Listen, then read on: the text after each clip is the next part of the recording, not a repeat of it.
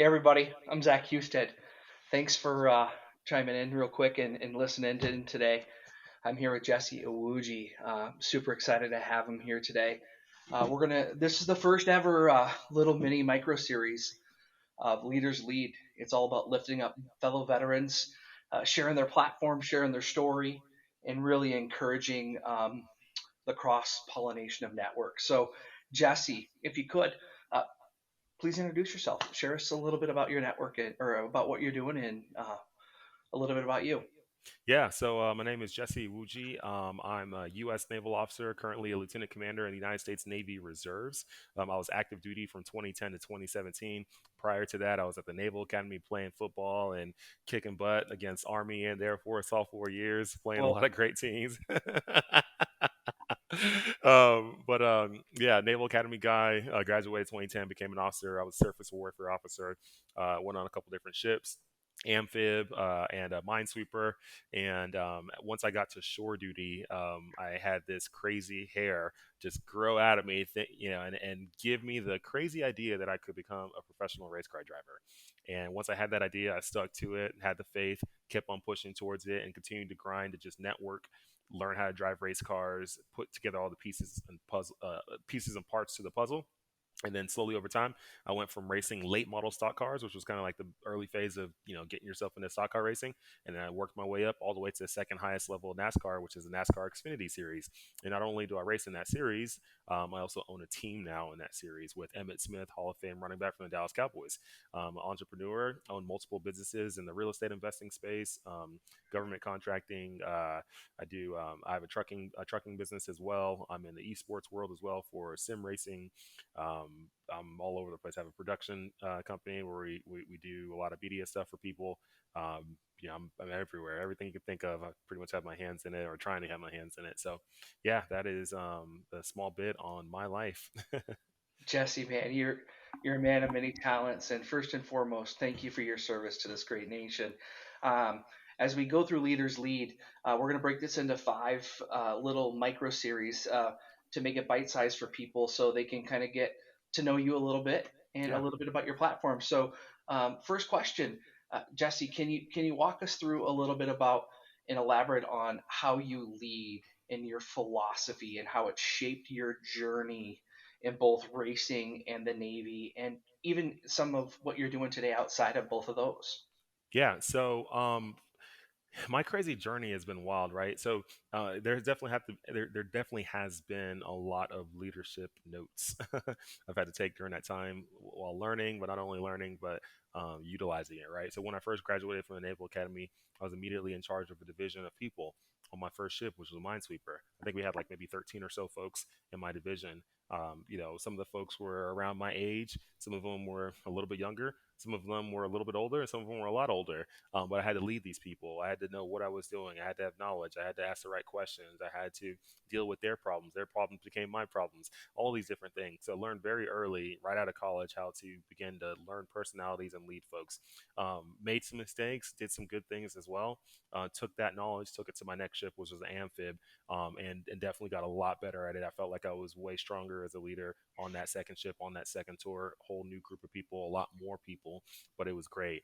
From there, once I went to shore duty, I wasn't in charge of people anymore. It's just me, a few other officers, all in one department at Naval Postgraduate School where we worked, and we kind of just did our thing. That was about it. But once I started getting into the entrepreneurship space and started owning my own businesses, at first, the businesses that I have were kind of like it was just me running it. But I still, in some periods of time, would have teams of people to work with, and I started learning a little bit more about leadership. And then I slowly, as I started getting into more different or different business spaces, I finally started having to truly have employees under me, and had to lead them and help them. Um, because sometimes they don't even want to get themselves out of bed, right? So you got to figure out what do I got to do to motivate these folks so they continue to work hard, because working hard wasn't just only going to benefit me, it was going to benefit them. I always created my businesses in a way where everybody's winning. I don't it doesn't need to be lopsided where I'm the only one winning. I mean, I talk to my truck drivers all the time. I'm like, you probably make more money this week than I did. Right. So I just do my best to make sure that everybody wins. So but it was a learning curve to really truly learn how to lead that group of people, especially in the trucking world, versus it's a lot different than the military. In the military, you have a lot of things that help, like outranking somebody that just helps, right? You can Yeah. say something and they, no matter what, they just got to do it, right? That doesn't work like that in the civilian world. So you got to really get creative on how can I get people to move in a certain direction. So learning that then led towards into the racing world too as well. At first, just being a driver for myself, I really didn't have to lead anyone, but I was in a way a leader for a lot of people who were looking up to me. Right, there's a lot of people out there who maybe wanted to were aspiring to be race car drivers. There's some that Yeah. were aspiring to be business owners, some that are aspiring to do whatever, join the military, whatever it is. So in a way, I was kind of like this I had a platform that led people to move in a certain direction to become the best that they could be, right? So in a way, I had to be a leader there, and in being that, I always had to make sure that I was always doing the right things, right? I couldn't be out there effing around. I couldn't be out there, just doing stupid stuff, getting in trouble, being, you know, uh, just being a menace to society. I couldn't be that, right? Um, I had to be someone that was going to set the right example, do the right things, lead people in the right way so that they could go be good people. Because at the end of the day, if I'm contributing to people being terrible people, that's not good. And there's a lot of people out there who do that. They have a platform and they just contribute towards creating more terrible people. And that's not good, right? We need more good people in this world if we want to survive. You keep creating terrible people. You don't got to go create a million terrible people for the world to go down. You got to create just a few, right? Yeah. So Absolutely. I do my best to make sure that people who come out of people who if I get my hands in your area, hopefully I touch you in the right way that you can go in the right direction, right? Versus me spouting off some BS, making your mind super negative and having you go off and destroy the world, right? Yeah. So and I had to be a leader in that way. And now that I have my NASCAR team, I once again have employees under me, people who work for a team, and I had to lead there. And I learned a little bit different style of leadership there because I truly had a team of people and layers. I had to learn this delegation thing a little bit better. I couldn't do it all, right? But I learned kind of when I needed to step in and when I needed to let my people do their thing. And it's still been a little bit of learning curve, but you're always learning. In leadership, you're never going to be perfect. You just got to continue to learn personalities, learn how to deal with those personalities, learn what makes people move in the right direction, and that's it. Right on.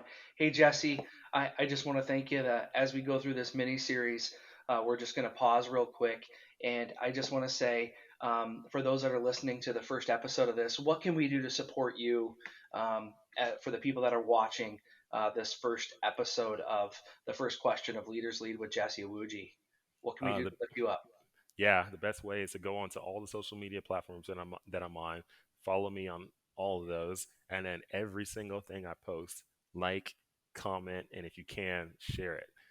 It's funny. People ask me all the time, like, "Oh, hey, can I share this?" And I'm like, "Yeah." Like, why would I say no?